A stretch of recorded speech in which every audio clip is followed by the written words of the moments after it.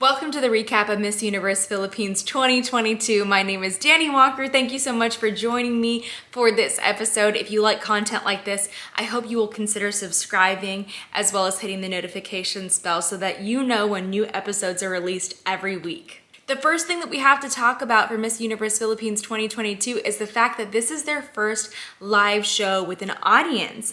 Shamsi took over the pageant during the pandemic, and so this is that moment where we got to see them really kind of strut their stuff, and I personally loved it. It was so refreshing and so nice to see the contestants being able to be back in front of a live audience.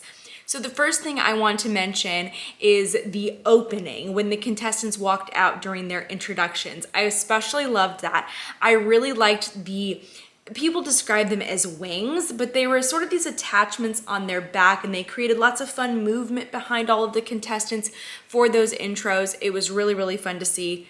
I am a fan of that. Great job for the opening. Also, it was a very, very long show. That's my note for overall. I do think it could have been shortened up a bit, but I do appreciate the performance because if I had been there in person, that's something I know that I would have enjoyed. That is something that I do love to see from any pageant that I attend in person, are the world-class performances. Let's jump right into the swimsuit competition. So there were a few contestants that really caught my eye for swimsuit, and I'm going to share those with you. So the first was Taegig. I absolutely love her smile on stage. Although I talk a lot about Cebu Province's smile in my past episodes, I really still feel like Taegig was working that. She was perfect, she was fun, she was playful for the swimsuit competition. So for me, she really stood out. I also really liked Cebu City, and she brought that sexiness back to the stage that we saw from her in the preliminary competition. It was working and it really drew attention to her, and obviously I think that's what helped her to advance. Another contestant I happened to love was Makati, and she had such a great pivot turn during her performance, and I really think that this was a lot stronger than her preliminary performance. I did have some critiques on that, where I felt like her poses could have been a little bit stronger or more intentional, and I think that her ending runway pose was very intentional for the swimsuit competition. Another one of my faves here was Palawan. Now, I loved her initial walk out, but I think that where the misstep was is that she really dedicated herself only to the judges, but she didn't give the audience or the camera any up close face shots. And I can remember when I was competing at Miss USA, they really made a point of the distinction between the preliminary competition and the finals competition. And I can't remember which one it was, but at one of them we were instructed to look directly at the camera and never at the judges. And then at the other we were instructed to look at the judges. So there were two different directions, and I felt like as a whole, all of the contestants were looking at the camera for the swimsuit competition, and Palawan was the only one devoted completely to the judges. So it seemed like they got the note and then she didn't. I don't know exactly what happened there, but I really, in that moment, I was like, oh, I think this is going to affect her placement. Now, I thought that Iloilo Province had her strongest swimsuit performance for finals. So I was very, very excited to see that because I know so many of you have been rooting for her. So that's been exciting. Then we have Baguio. So Baguio has been one of my consistent favorites throughout the entire competition. And oh my gosh, can I just say, I thought that she had one of the strongest swimsuit performances, easily in my top 5 for swimsuit. Her smile radiated and her energy was lively, and it was so fun to watch. And I did a YouTube live, which many of you have tuned into, and I just really thought that she brought that energy, and I think that a lot of you also felt that from her as well and really liked to see her move on, which she ended up moving on. Now we have Cebu Province, one of my personal sentimental favorites. Once again, I really talked about this. I love the straight hairstyling on her. I think it worked so well. She was very beautiful in this, very confident. She was on and she did more than enough to move on to that next round. Now, Misamis Oriental, she was nailing it for me for swimsuit. This is another contestant where I thought that her final swimsuit performance was even stronger than her preliminary swimsuit, because I also mentioned that I wanted to see her nail those poses. She was wobbling a little bit in her preliminary performance in her last pose, but here we didn't see that. So great improvement. Then Bahol, oh my gosh, I've also talked about this. I think that she really developed her facial expressions and she came across as so fierce in a good way, in the best way. And I loved that for finals, and my note for her was just that she was nailing this. My last favorite for swimsuit was Pasai, and going into the finals, a lot of people were asking me during my YouTube live, who are your top contestants? And I had Tagig, Pasai, and Makati. And to me, after the preliminary performances, I talked about this. If you guys watch my other episodes where I recapped the swimsuit preliminary, and then I also have an episode recapping the evening gown preliminary. And in both of those, I said Pasai was my winner. She was my number one for both. And so just seeing that, I felt like going into the finals, she was my winner and she did very well. So I will mention too that she did win the photogenic award, and then also she won the swimsuit award. Now let's talk about the evening gown competition. Of course, this is one of my favorite areas of competition for any pageant system, and I really loved this one. I talked about it in my preliminary recap. I said I hope that they're going to be changing gowns, and we saw all these incredible gown changes. So first I want to talk about Tagig as one of my top favorites. I loved this gown. I thought it was the perfect choice for her. It was elongating, it was elegant. I love the hair up, and oh my gosh, the look at the end of the runway. My note was that face, that face. I loved her there, and I've said it a lot, she is the queen of consistency. So she was so consistent throughout the entire competition, and it really showed here. My other standout favorite after her was Makati. Oh my gosh, her opening look was fabulous. The gown change, wonderful. I was so glad to see it. It was beautiful, and you could feel that she was really feeling herself at the end of the runway, and I love that. I love when we can see a contestant just soaking in that moment and loving being up there, and I felt that from her. And then next, I really liked Palawan. Her evening gown was such a great choice for her. Oh my gosh, it really cinched in her waist, which was just so eye-catching. But once again, she was missing those camera angles. And even though I can appreciate the quality of her walk and posing, I think it's always important to be self-aware, and that's going to be a skill that you need at Miss Universe. Then we have Baguio. So Baguio, I just said, oh my gosh, her teeth are so bright. She's shining. She's always beautiful. My note for her was put her in a top 5 right then and there because I loved her so much. So I think it was obvious why she moved on at least to that top 10. Now we have Cebu Province. What a perfect hairstyle change. Did you feel that? I felt it. Of course, I loved the straight hair, but this hair back with the low bun was so beautiful, and the yellow on her, I loved that as well. Just everything was perfectly suited for her. I don't really think that there was anything that she could have possibly done better, so I hope that she feels great about her performance and that she put her best effort forward, because I tell contestants sometimes it's not our night, but at least if we can put our best foot forward and be our best or most authentic self, then you can always be proud of that, whether you have a crown or not. And I feel like that's how she should feel with that. Now, Misamis Oriental, I love her to death. I just wish she would have gone with a different color for evening gown instead of orange. It is quite uncommon, and I feel like there's very few and far between contestants that wear orange that I feel like, wow, that is her color. So I kind of had to ignore the gown color and focus more on her for her performance. Now, my last favorite right here was Fasai. So she wore this really beautiful blue, kind of iridescent gown. And I will say, I think her overall performance was so elegant. And my note for her was effortless. And that was the consistent note that I had for her for prelims as well as for finals. And I feel like that's really what helped to make her shine on stage, is it just, all of it seemed so easy for her. I will also say, if you're a pageant contestant and you're interested in improving your personal interview, then you should check out Rehearsed to Relatable. This is the place that you can go to learn how to stand out in the interview room by creating your own personal brand. Just click the description below for more details. I'm going to touch really quickly on the answers of all of the top 10, but I will say there was a contestant that I really loved that I was hoping would be in the top 10, and that was Palawan. So I liked all of her performances, and I felt like she easily could have taken one of those spots as well. I mean, different night, different set of judges, she could have been up there. But as I said, I was worried that she wasn't getting those camera shots, and I feel like that might have played into that decision.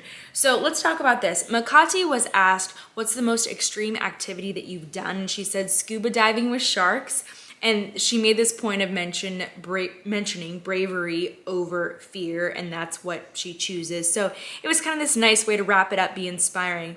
Now, Pasay was after her, and she grew up in Italy and then also moved to the Philippines. So they asked her what are her best Italian and Filipino traits. And so she said that what they both have in common is strong women who value family. What a great answer. And then she shared a quote from her mom that meant a lot to her, and it referenced being grateful for the family around you and to be kind to people because then they will be kind to you. It was perfect. She knocked it out of the park, and honestly, after listening to all of the top 10, it was my favorite, not only for the content, but for the delivery itself. Next, we heard Baguio, and I didn't feel like her question was especially fair in comparison to the other contestants. They asked her about the colors of the rainbow and which one was her favorite, and I felt like everybody else's questions were more personalized to them. She did the best that she could, though. She talked about red being her favorite color and that it makes her feel confident and beautiful. Now, Taguig was asked about the 8 mountains that she has climbed and what was her favorite, and then she shared that she climbed these 8 mountains with her 8-year boyfriend, and that they've all been very memorable because of him. So now I'm kind of wondering, okay, since she didn't get the crown, is an engagement coming next? Just putting that out there. Misamis Oriental. I really liked her onstage answer, and I felt that she would nail this part of the competition anyways. So they asked her what she prefers more, whether to be on TV or to be heard on the radio. And she says to be seen on TV because of the audio and the visual effect of that. And she said that she also referenced her experience in radio and then said that now it's time to take it to the next level with her experience as a radio host to that Miss Universe level. So it was a really, really great answer, really strong answer. The audience loved it. Now we have Cebu Province, and they asked her what's the best feeling you get from riding a motorcycle, and she said the adrenaline, it promotes bravery, and then she wrapped it up by saying that women can do whatever they want if you set your mind to it and your heart to it. So an overall encouraging message, but I also felt like there wasn't many places that she could take that answer that would have made the answer even more powerful than, say, the other contestants. So in a way, you're sometimes sort of put into a box dependent on what questions that you get. Now, Bohol. They asked her about being a free diver and what's your best underwater discovery, and I was a little bit worried about this answer because it was so generic. She talked about discovering the beauty of Bohol underwater, and she wishes that more people were into free diving so that she can tour them to discover the beauty of Bohol. So basically, she was really talking at the end of the day about tourism, which also is important. Then we have Cebu City, and they said, what's your best takeaway you have from teaching? And then she said that she was anxious and shy, and that teaching for her became this way of claiming her power and using the authority of her voice. And she learned how to be confident and outspoken from it, even if people didn't want to hear her voice. So it was just a great answer, and it really relied on confidence. It was cute. She was happy. I loved it. Now, Albay had a great answer here, and this answer I thought could shift things, but it didn't. So she was asked, what did you buy with the earnings from selling candies at a young age when you were 12? And then I like what she did. And this you can do as a contestant. I just want to say that as a side note. Sometimes contestants are afraid to correct a judge or correct a host or an interviewer, and it's okay if you do that to clarify so that it aligns with the message you actually want to share. And I think she did a great job of that. So first she said that information was incorrect, and then she talked about how when her father got a heart attack when she was 12 years old, that it changed her family's financial situation. So from the time that she was 12 to 25, she had to finance her own education. Then she said she was happy to share that she graduated magna cum laude and with honors, and she wants to tell everyone that they deserve an education and a future. And so I thought it was such a great empowering message, and I really thought from there she might have gotten a spot in that top 5. Then Iloilo province, they asked her after a marathon, what's your reward? And she said, rest. It's important to rest so that we can prepare for our next achievement. We got to the top 5. And for the top 5, we had Misamis Oriental, which I've talked about multiple times. I said, I think that she's really earned that spot in the top 5. Makati, Taguig, Pasay, and Bohol. Then they were each allowed to take a question from a bowl, which were all unique. And so the first question that was asked to Misamis Oriental was, what's your biggest insecurity and how do you address it? And this I thought was a really great, strong answer. And she said, my social economic status. I was a starving orphan, but now when you see me, I hope that you see that I've worked hard and aspire to conquer the universe. And once again, I thought that was such a real answer, also very empowering and inspiring. I personally really liked it. Now, Makati was asked what her greatest fear is and how do you overcome it? And she says, making a fool out of myself. And I think that what could have made this answer a little bit better is the delivery of it to make it sound a little bit more natural, kind of like you're talking to your best friend. But then she said, but I always put myself in situations that potentially would make you feel like you're a fool of yourself, essentially. And she says that I stand here, though, hoping to be your next Miss Universe Philippines, or to be your Miss Universe, my beloved Philippines. So it was a nice little wrap up there. It was great. Now, Taguig was asked, what could you teach Filipinos and why? And she says, to start loving yourself. I am not perfect. I might not be your perfect Miss Universe.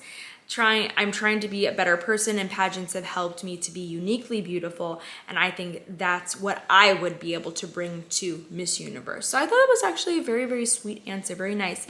Now, Pasay, at this point, guys, I just felt like she was so consistent that it was her pageant to lose. So she kind of could have said anything as long as she didn't really fumble the question. She was asked, if you could stop time for a day, how would you spend it? And she said, I would spend time with my family, but especially my mother. It's been 2 years because of the pandemic without her. So I'd be with my mom and tell her how much I love her and miss her. So of course, very heartwarming. And the way that she delivers her answers, once again, effortless and also authentic. So right there, I was like, she's still my winner. If you feel like Philippines is once again a front runner for Miss Universe 2022, then comment Queen down below.